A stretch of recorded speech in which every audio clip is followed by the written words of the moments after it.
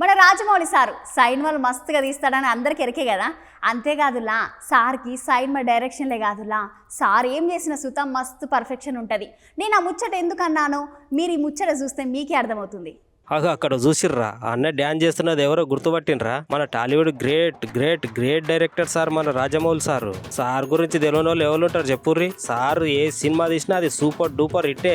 అందుకే కదా మన హీరోలు అందరు సార్ డైరెక్షన్ లో ఒక్కటంటే ఒక్క సినిమానన్నా యాక్టింగ్ చేయాలని అనుకుంటారు. అట్లుంటది మన రాజమౌళి సార్ తోని. సార్ ఒక సినిమా కోసం ఎంతగానో కష్టపడతాడో సార్ తీసే సినిమాలను బట్టే చెప్పొచ్చు. అయితే అసలు ముచ్చట ఏంటంటే రాజమౌళి సార్ వాళ్ళ భార్య రమ రాజమౌళి మేడం ఇద్దరు కలిసి ఒక పార్టీకి పోయినరట.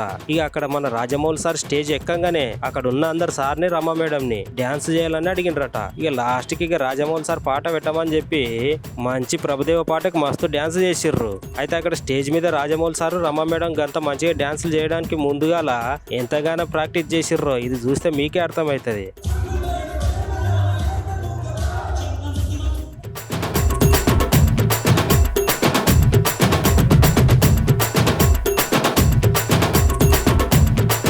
అసలు చూసిర్రా సారు మేడం ఎంతగానో ప్రాక్టీస్ చేస్తున్నారు.